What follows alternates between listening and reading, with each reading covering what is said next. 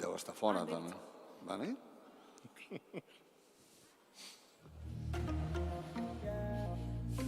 Hello, hello. Hi. Can you hear me? Hello, everyone. It's very nice to meet you today.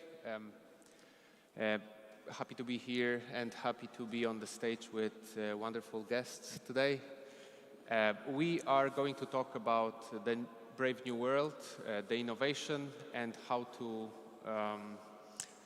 make blockchain to mass adopt and to drive the innovation in today's world. On the stage with us, wonderful guests. We have Dr. Craig Wright, BSV founder, a blockchain pioneer, and nChain chief scientist. We have Vasilisa, who just came to the stage and crushed the party a little bit. Vasilisa, if you can talk. Yeah, sure. So my name is Vasilisa Marinchuk. I'm the founding member and director of international relations here in Central Blockchain of Catalonia. I'm also the managing director of this event, Democracy for All, since its very beginning. And yes, that's basically it. Perfect. And we have Quirze Salomo.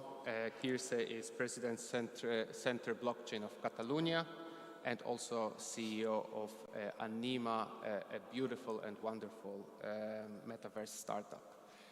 Let's start from the beginning. Before we talk about how to drive innovation, maybe we can talk a few words about why. Craig, if you could start and talk about your beginnings, because you're a true blockchain and Bitcoin pioneer. How did it start? How did you feel at the time that you were exploring blockchain, that it might drive the innovation and be leading force? Okay, I'm going to diverge and then get back to the topic. And I'm going to start by saying, a brave new world that has such people in it. Now, whether we're talking about Miranda talking to Prospero in The Tempest by Shakespeare, or the homage done to that line by Aldous Huxley, then we need to remember we don't drive innovation, we don't force people into things. So innovation is personal. It's innovation because someone has a drive to change. You can't drive innovation. So when I created, I did it because I wanted to. I saw a need. I saw a world that I wanted to be different. I saw a world going towards Facebook, Twitter, a world where we were moving towards advertising. This idea of community that everyone sells now, not capitalism and commercialism, not buying and selling goods because they're the best and the most valuable, but because I can avoid any real engagement by clicking like. So I saw a world changing from the one I grew up in, one where paper logs mattered because they couldn't be changed, where interaction and engagement was about humans talking to other humans, about people interacting, not engaging by putting a like on Twitter and thinking that that's real engagement. So why did I innovate? Because I saw a problem that I wanted to address. And this is how people need to engage. If they want to innovate, they need to find something that they see wrong, and they need to drive solutions themselves. Very, very good. Thank you very much for that. Vasilisa, we're talking about problems and solutions. We're talking also about people responding to that problems. do you think, is it even worse to be first? Do you think it's good to be an innovator, or just to wait until the first wave goes in and then try to expanding the idea and leading on basis of the previous developments? Well, it's an interesting question. I think it goes basically back to the personality which we have.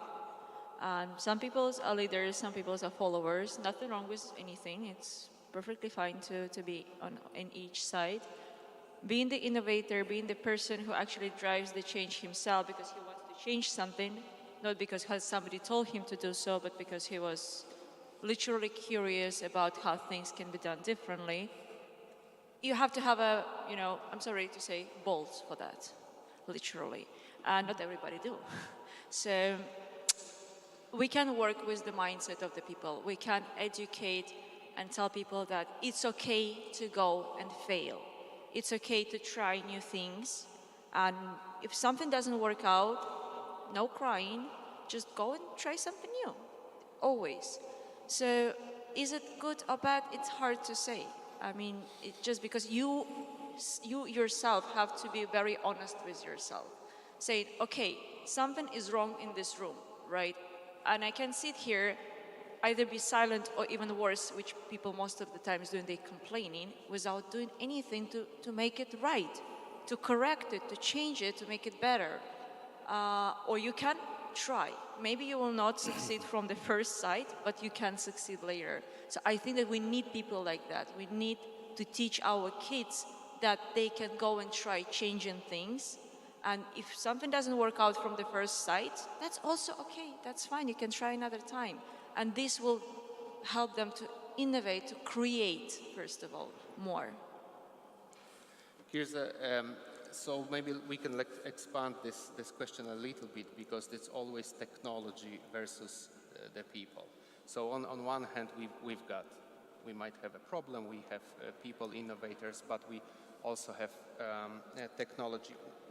What do you think is the main driver? Do you think, in terms of blockchain, it's blockchain itself which is revolutionary, and it will drive the change, or it's more like people and the marketing gimmicks, the marketing pitch that they do, and it's somewhere in the middle?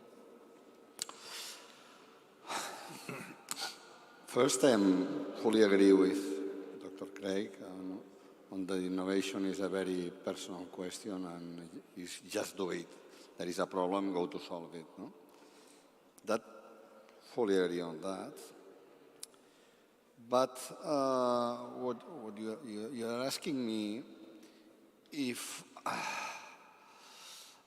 the technology, in the case of blockchain, what I say from the Center of Blockchain of Catalonia, that is a center dedicated to mass adoption of this technology, is that who will innovate in blockchain is the people that will use it in some times. And the technology is very important, to know the technology and innovate with the technology, but in this case, with this technology, is so disruptive of the model that we are using. We've been using it on very centralized models of all our organizations, and we are going with this technology with a possible decentralized models of all kinds of organizations. And this disruption is not done by the coders, it's done by the people that will apply this technology. Then you need to understand deeply blockchain and then apply this knowledge to what is your business, your industry, your responsibility to change the model that you're running and innovating there with this technology. Sure. Craig, so question to you. Do you feel also that the blockchain, because you mentioned Facebook, you mentioned that it's really not Web3 companies, it's Web 2.5 companies most of the times, but do you think blockchain itself can be applicable to all spheres of business development, or it should be narrowed down to whatever Bitcoin is doing, and maybe this is the true identity of blockchain. Maybe we shouldn't even try. In the 80s and 90s, there were hundreds of networks. There were competing alternatives to the internet. We have one internet now. In the future, we'll have one blockchain. There's no reason to have many. If you have many sets of ledgers, many books, that's where you have fraud. In the first paragraph of my white paper, I define the concept of decentralization. I say, in the past, central banks, credit card companies, effectively all these payment intermediaries, trusted third parties, have tried to create micropayments.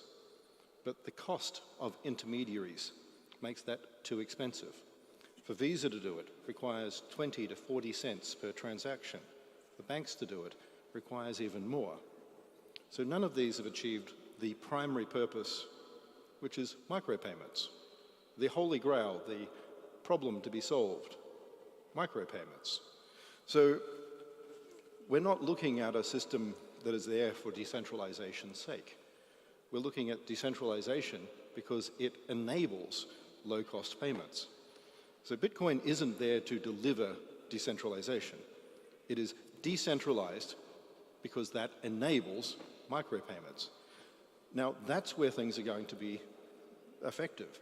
If we're talking about a ledger that is auditable, public, has a single copy of what happens, then we won't have FTX in the future because nobody will be able to take client funds and use them secretly. We won't have Barring Bank because no rogue trader will be able to take $4 billion worth of funds outside of the system. We won't have the collapse of many of the other banking systems in 2008 because everyone will be able to trace back every home loan and tie it individually using machine learning. So that's the promise of the system. And the only way that is delivered is scale.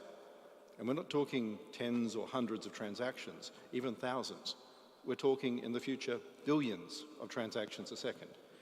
And if we can't achieve millions and then billions, the whole system's useless. And next, cost. If we can't do this for under 100th, 1,000th, or possibly cheaper of a cent per transaction, then it's useless.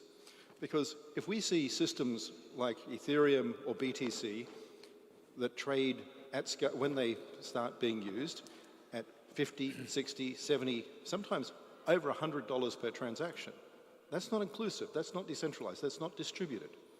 When the average person can't distribute money, it's not inclusive. When someone earning $100 a week can't use it because the fees are too high, it's not inclusive. When someone in Gambia can't trade with someone in India, it's not inclusive. The system needs to be open, not for people who are wealthy and wanting to avoid tax and hide money and do drug deals and money launder. That's not democratic. The rules that we have against those things can be changed, but through democratic processes, not because you want to break the law and be a criminal. Bitcoin's not designed for that. It's designed for that purpose that I stated right at the beginning, the first paragraph, small casual transactions. That's the innovation.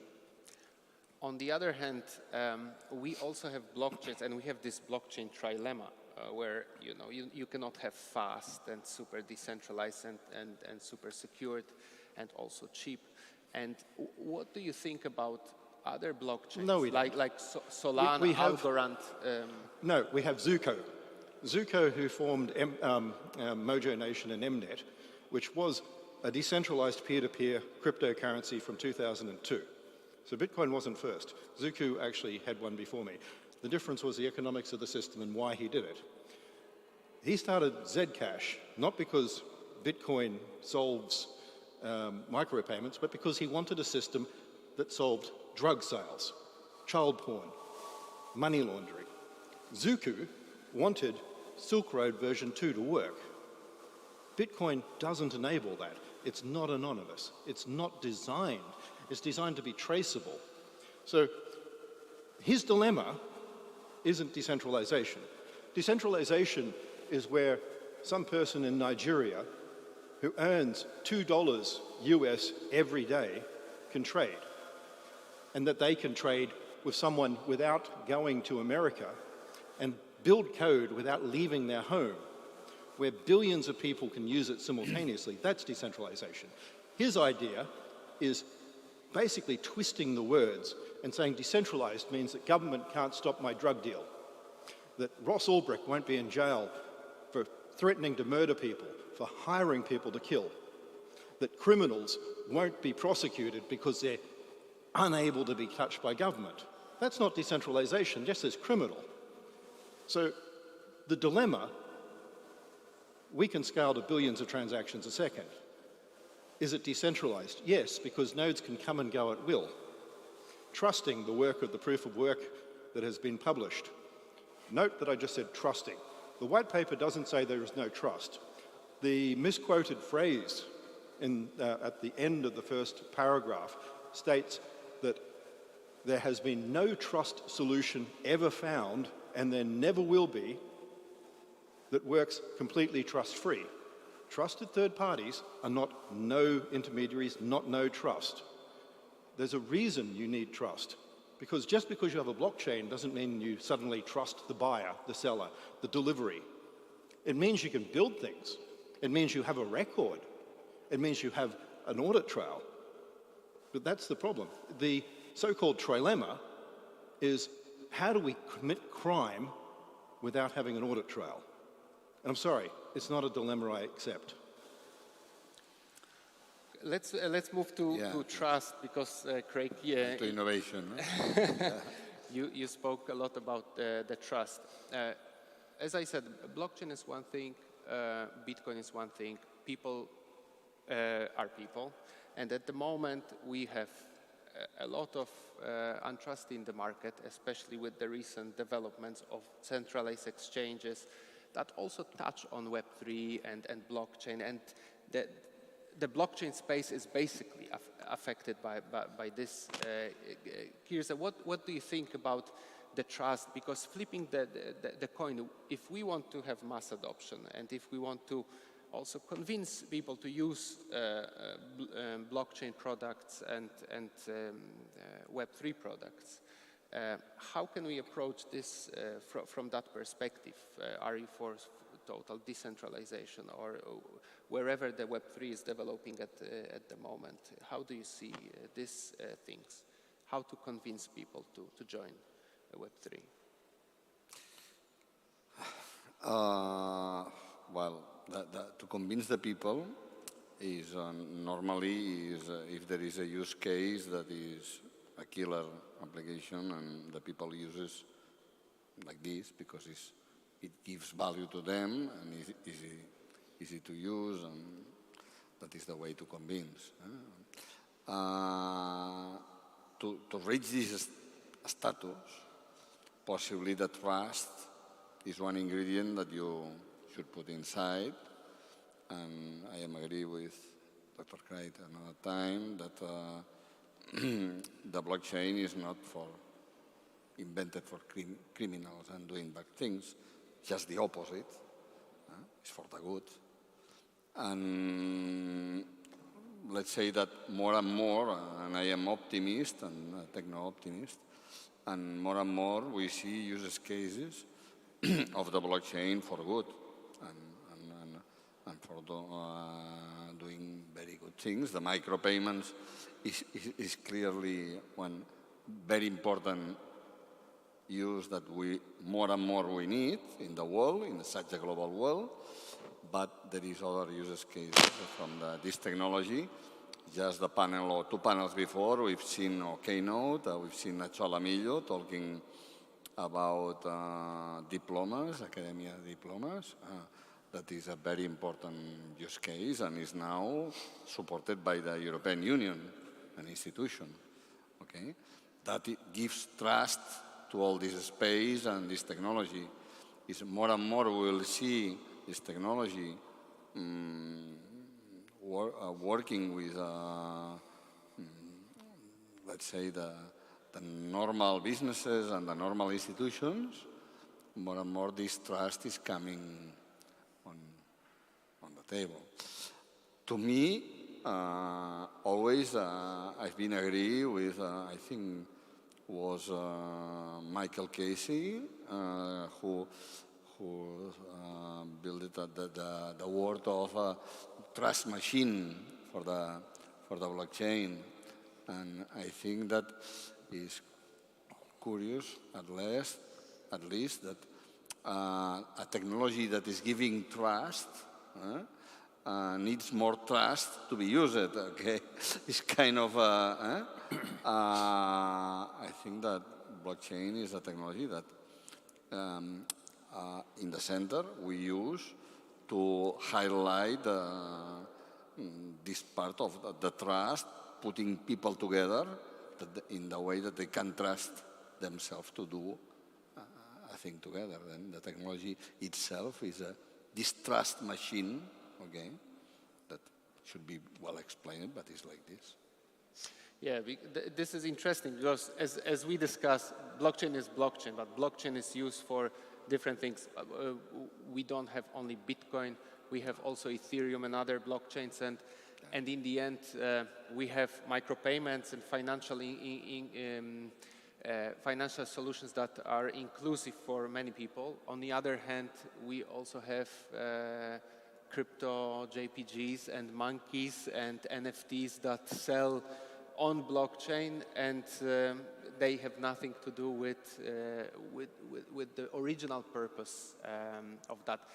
The question to Vasilisa is, will we be able to expand blockchain to different areas of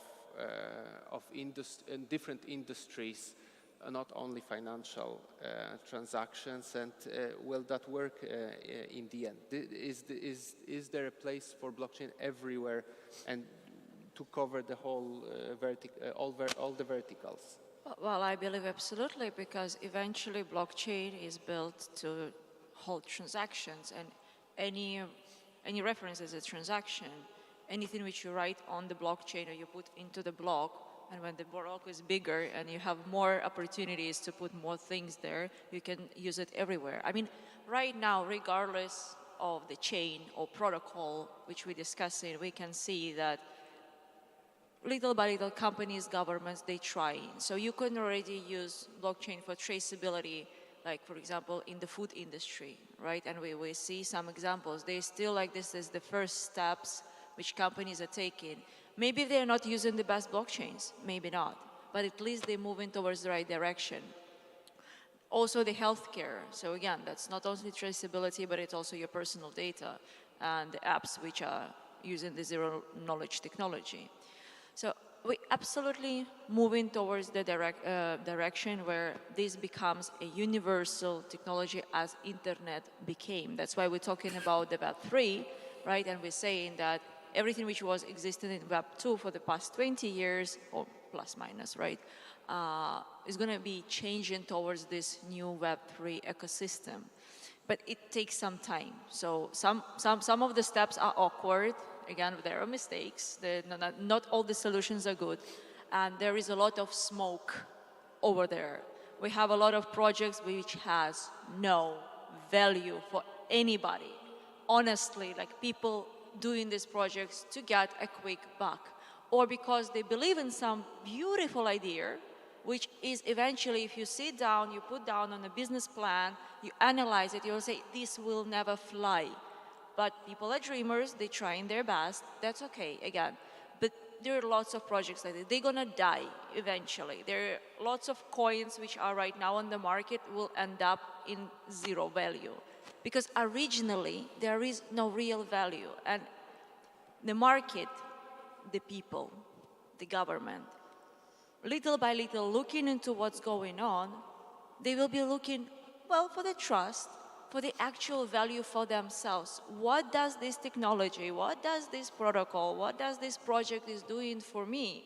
Does it make my life easier, better, or, I don't know, does it help me to be a better person, maybe, I don't know. But this needs time. like back in time, I'm coming from Russia.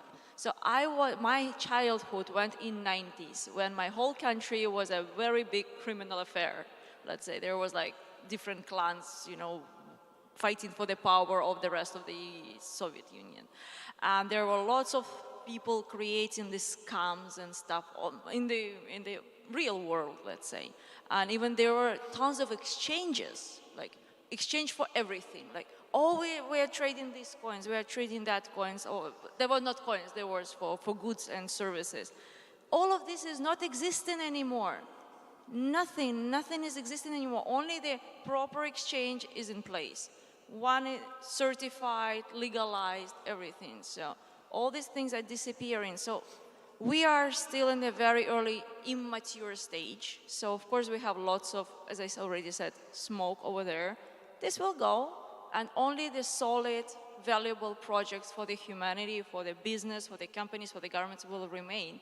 And yes, we're going to be blockchained in many, many levels in pretty much every industry. Craig, you're the power and the innovator behind N-Chain, your financial solution for people.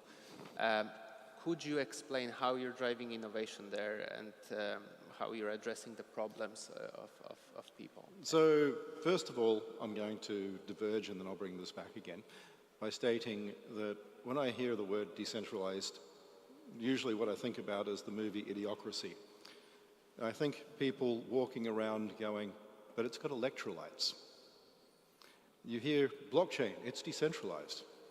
It sounds like people going, it's got electrolytes, that's what plants crave. And the same thing. They don't even understand it, they don't understand why. So innovation is about creating, it's about delivering. And there's only two things that'll matter. At the end of the day, there will only be one blockchain. There won't be all this thing. It'll be like the internet revolution where we had dogfood.com that never sold a product, ever, being worth more than Amazon because Amazon had the wrong model. All they want is profit. Well, guess what? Amazon's still there. I got told the same thing when I listed a company when I was 29. I got told that's a stupid way of doing things. That's not how the internet works. And then when the crash happened and I was still earning money, I was still there. Everyone else who told me how stupid I was, they went broke. So we have two things. Number one is scale. The internet scaled. That's why it's here. It has a purpose. It delivers things. And we have cost. The internet was cheaper. That's it. All these things that people tell you about innovations not being as good, usually by people who want to give you a different idea. VHS versus beta. Well, beta wasn't better. Why? Because no one cared about the fact that you had more pixels on a TV that couldn't display them. They cared about the fact that you could go and tape the Super Bowl in America and have the whole thing taped without replacing the tape 3 times. Innovation is about delivering things that matter. It's about delivering scale and cost. And if you can build a system that is faster, that is cheaper, that's all people care about. If in the future, 10 years from now, I achieve my goals and we have 10 billion transactions a second or more, then that's every financial system ever invented or thought about on Earth running on a single blockchain securely. If we can do it at the cost I want, which is 1,000th of a cent per transaction or less, sometimes free, then that beats everything.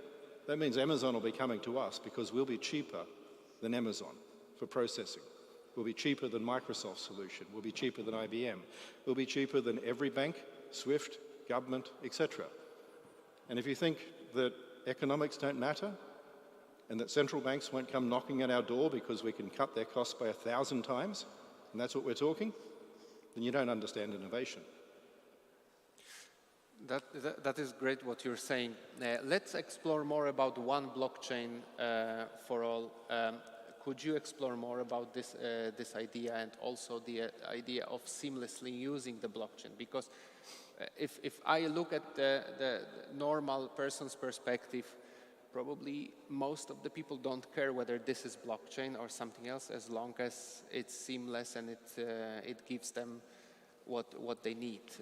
Could you elaborate on this more?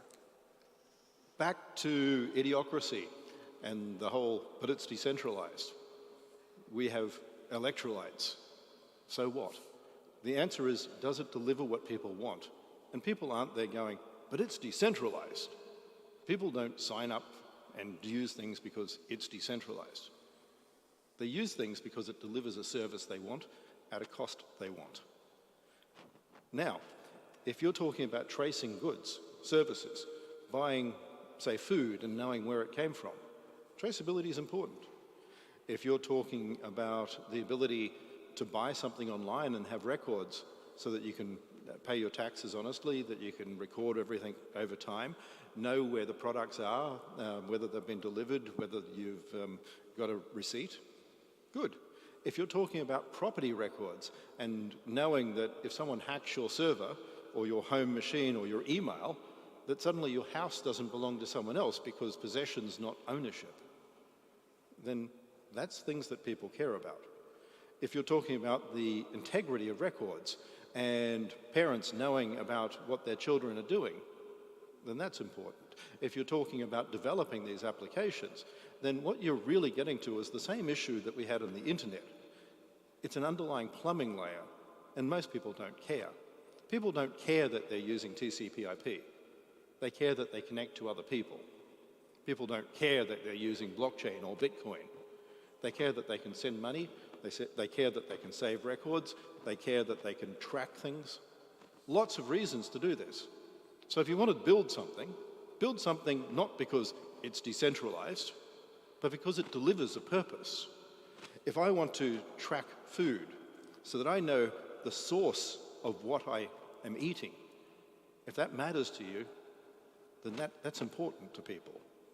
If you want to know that the clothing you're wearing was responsibly sourced, that it was from people who earned a certain amount, and you can now trace back right to the factory and see how much the laborers earn.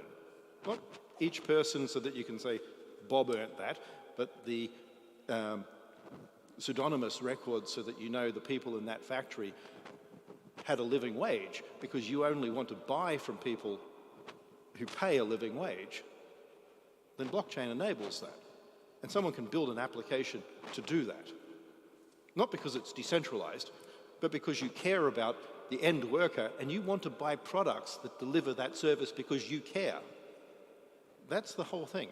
It isn't going, it's blockchain, like people went on the internet. It's the internet. You've got to use the internet because it's got a domain. No one cares. No one cares because it's blockchain and it's decentralized. They care that you're delivering a service that makes people's lives better. We spoke before the panel that the purpose and the mission of the Center Blockchain of Catalonia is to bring the mass adoption to people. What are your steps? What are your ideas? How you do these things to deliver that to people and to bring this mass and attract more? Yeah. Well, we have different strategies in the center. Basically, the main one is to teach, to evangelize this technology to the people. Still, there is a lot of the people doesn't know this technology, and I think that to change and to use this technology is important that the people knows about it. That is one of our pillars, evangelization of the technology. Okay. But also now we have here, I think, around a problem of talent and growing people to code and make apps, and there is a lack of developers. And also is a problem that we try to tackle from the center, as well as we are working, deploying the center in our territory, Catalonia. We are working in verticals specialized on different industries. We have now just opened one that is about food industry and beverage industry, where we are working on the traceability of the footprint, the carbon footprint, okay? And this specialization of verticals helps a lot to the people to understand the usage of this technology. Another vertical that we have, that we are proud of, is about energy, sustainable energy. And here we use the blockchain to put together the people to share the energy that they are producing in the way that we convert the people to become prosumers. And as Dr. Craig was saying, always when you do something in innovation, you should try to solve something, if not what you are doing, okay? And in this case, the big problem that we solve is two problems, no? Is the climate challenge that we have all, okay? In the way that we can put renewable energy on our roofs. And the other problem that we solve here is the price of the energy, no?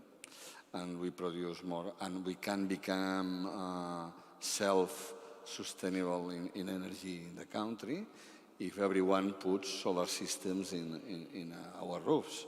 We say the roof revolution. And if that is possible, if you share these productions between different communities, and what is doing the center there is working for a standard that will be used with blockchain to be possible to build these communities and to make profitable this renewable energy that you can install in your home. That is one of the use cases. Then what we try is to develop verticals around the territory, specialized, and to try to solve a problem and try to put people together working to solve this problem now. We are working with another one very interesting, that is the digital fashion, the clothes for avatars, and here we are trying to set up a marketplace where the people and the creators can go there, monetize their creations, and in this way, it's easy for the creators to have this monetization. Okay. This coming year, I think that we've planned 10 different possible verticals for our territory, and we are trying to develop these verticals. Evangelization basically is the two main systems. Thank you very much. We've got only a few minutes left, so let's wrap it up. Maybe last question to all of you. Do you think that the mass adoption will happen, and when it will happen? And how optimistic you are about the future, despite some issues here and there that we have all along? It's already happening. It's not about flipping on exchanges or any of this BS. We've got projects in quite a number of central banks already, and unlike Ethereum, where they have problems and they get kicked out because they can't scale, we can. So will we see this? Yes. And do I care that people even know that they're running Bitcoin? No. I care that they're using Bitcoin, but I don't care they understand. And as these central banks start running digital currency projects that use Bitcoin as a base layer and deliver micropayments and cash in different jurisdictions, people will use Bitcoin. Will they care? Do they care they use TCP? No.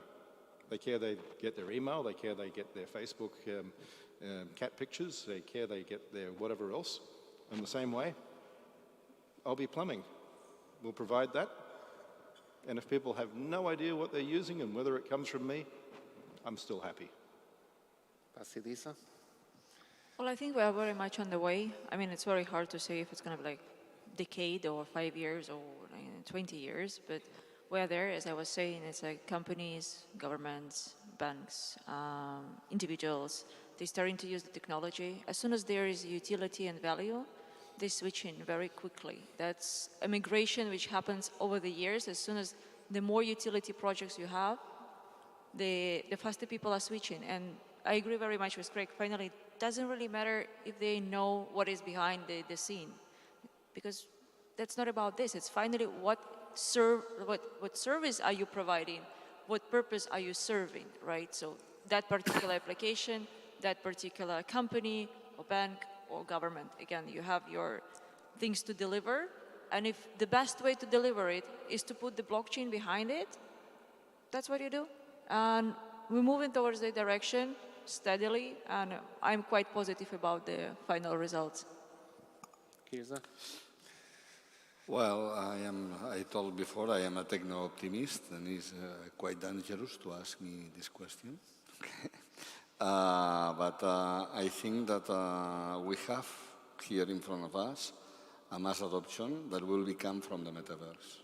We'll see in the metaverse, let's say, is the backbone of this metaverse is the blockchain, and then we will see a mass adoption there, and possibly a lot of people will understand this technology there, and then we'll use in the real world for other questions. I think that we'll see in the coming maybe 5 years and really big adoptions in the metaverses. And well, it's happening now with the gaming. One maybe of the biggest adoptions of our technology is in the gaming industry. Okay, then that will turn around and the people will understand how to use this technology, and we use in our normal world or physical world. Thank you very much. Thank you very much. Thank you so much. For the wonderful panel. Thank you very much for coming. Talking about the gaming industry, I think I forgot to introduce myself in the beginning. My name is Tom, and I'm also in the gaming industry. We're producing a sports multiverse gaming platform, MetaCourt from Switzerland. Thank you very much, dear guests, and thank you for listening. Thank you. Thank you.